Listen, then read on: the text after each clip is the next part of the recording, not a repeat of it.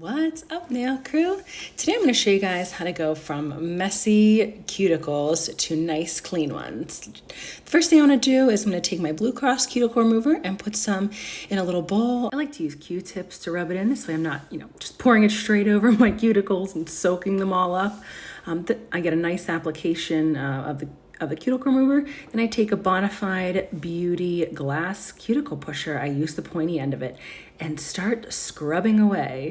You want to make sure with the glass cuticle pushers that you're not going too crazy into your cuticles. You still can cut them, even though they're much more gentle than using a real file. Full disclosure, I have totally cut my cuticles with a glass cuticle pusher. A bit overzealous with my cuticle scrubbing, and that is how I sliced off part of my cuticle unalive as well. So, gotta keep it real here. Just gonna go through every single nail and keep scrubbing it around with a pointy tip of the cuticle pusher, getting out the little bits of dip that I had stuck.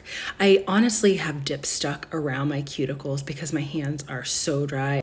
And you can see how nice they look after I'm done cleaning them. So if anyone has any questions, drop them below. Thanks, nail crew.